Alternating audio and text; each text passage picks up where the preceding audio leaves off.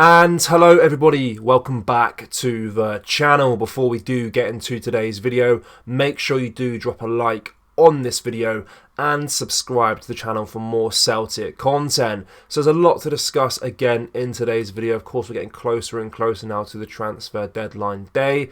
So we have some transfer news to go over as a new signing is imminent. He'll be our second edition this January.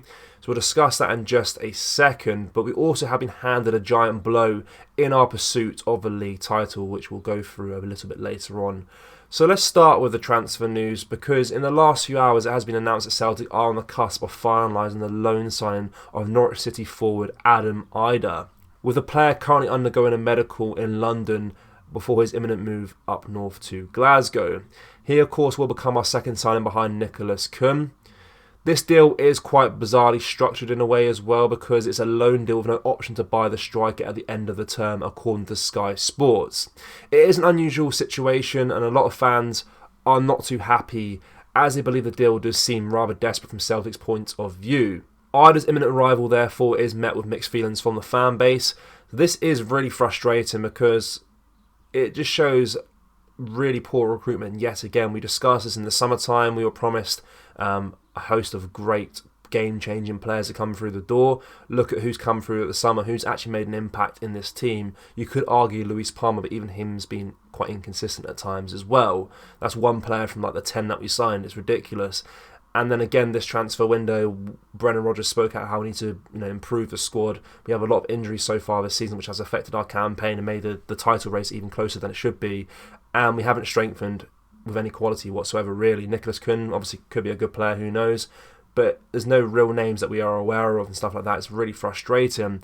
So of course, Idah's arrival has been met with mixed feelings from the Celtic fan base. But of course, when he is at the club, we will back him no matter what. He is a Celtic player now until the end of the season, so he will be backed by the fan base. There's no doubt about that whatsoever. So while this addition could potentially bolster our attacking options, the nature of the deal leaves questions about the club's transfer strategy and long-term planning. So we'll discuss the recruitment in just a second. I do want to go through Idah's stats quickly, because he does play as a forward for Norwich City, of course, in the Championship. And he's played 115 times for them and scored just 17 times. He's also capped 22 times for Ireland and scoring just 3. And he's currently on his best scoring campaign in the league of his career, with 6 goals in 28 games in the Championship.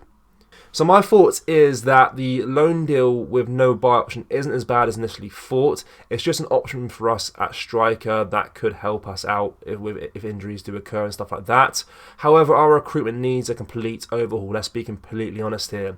If our head of recruitment didn't have the surname Laurel, you best believe he would have been sacked by now. So hopefully something changes in the summertime. Something does need to change. The recruitment in recent years has been nothing short of a disaster. Of course, when Ange Postecoglou was in charge, he kind of felt like he had a lot of control over who came in through the door, with the Asian contingent in the team.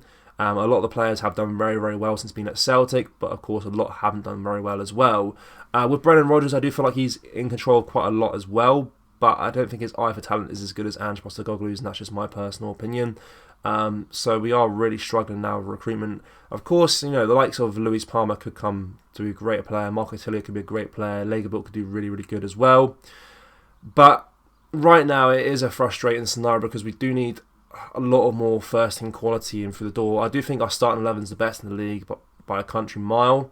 But you're really lacking quality and depth. If players get injured here and there, which we'll discuss in just a second, because we have this scenario has just happened as well. You are kind of looking at your team, you're looking at the depth in the team. There's a lot of players there, but are they of the quality of being a Celtic player right now? Probably not. They're all project players, so it is a little bit frustrating. But putting that aside for now, because Hatate has picked up an injury in the Asian Cup with Japan. So Japan were leading 1-0, and a concerning scene unfolded as Hatate was seen clutching his shin and calf in apparent distress. The incident led to Hatate's premature exit as a first-half substitute. Japan ended up winning the game 3-1 against Bahrain, but for Celtic fans it leaves us a little bit worried.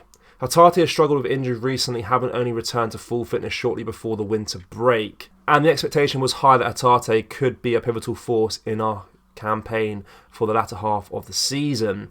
His technical prowess and energetic presence in the midfield have been sorely missed in games where Celtic needed that extra spark.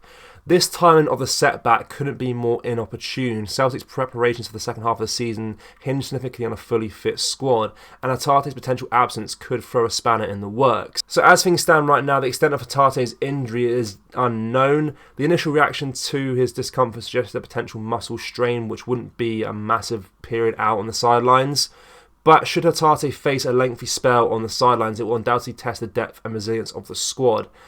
So fingers crossed the news is positive for Hatate and he's not out for anything longer than just a month. We'll have to wait and see with regards to that. But it is frustrating, of course. He's one of our star players, and him being injured does affect our title pursuit as well, because if any more injuries do occur whilst he's out as well, we are very, very light in certain areas of the park with quality, not with players, but with quality on the pitch. So it does definitely affect our campaign, which is a shame. But let me know your thoughts with regards to everything we discussed in today's video as well.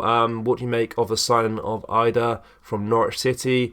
Do you think something needs to change with recruitment at the club in the coming months? And also let us know your thoughts with regards to Hatate's injury. Fingers crossed it's nothing longer than just a month out on the sidelines at worst. So yeah, drop a like on the video as always, and subscribe to the channel for more Celtic content. Thank you. Take care. Bye-bye.